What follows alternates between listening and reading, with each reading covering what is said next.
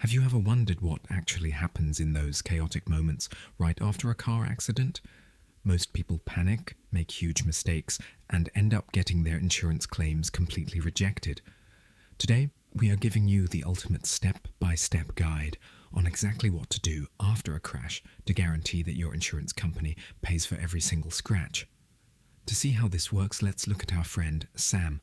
Sam is driving down the street, listening to his favorite music, completely relaxed. Suddenly the car in front of him brakes hard and boom, Sam hits the bumper. Thankfully, nobody is hurt, but Sam is terrified. His heart is racing and his hands are shaking. This is the exact moment where most drivers make mistake number one. They start arguing, yelling, or even worse. They immediately say, "I'm so sorry, this was my fault." Never do this. In the world of insurance, saying sorry can be legally used as an admission of guilt, even if the other driver was actually the one who caused the crash. So, what should Sam do instead? Step number one is the safety check. Sam needs to turn on his hazard lights, safely step out of the vehicle if possible, and check if anyone needs medical assistance. If it's a minor scratch and the cars are blocking a dangerous highway, move them safely to the side of the road. Safety always comes first before any paperwork or phone calls. Once everyone is safe, we move to step number 2, which is the most critical part for your wallet.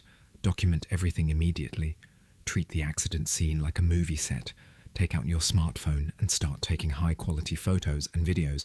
Don't just photograph your own car. Take wide shots of the entire scene, the positions of both vehicles, the license plates, the road signs, the weather conditions, and even any skid marks on the asphalt. These photos are your ultimate shield against insurance companies that try to find a loophole to deny your claim later on. Step number 3 is to exchange information with a calm attitude. Sam needs to approach the other driver and collect their full name, phone number, insurance company name, and their policy number. If there are any witnesses standing nearby who saw what happened, Sam should politely ask for their names and phone numbers too. Independent witness statements are like pure gold when insurance companies try to argue about who is truly responsible for the damage. Finally, step number 4 is to file a police report and notify your insurance company immediately. Even for a minor accident, having an official police report creates an undeniable legal record of the event. After that, call your insurance provider while the details are still fresh in your mind.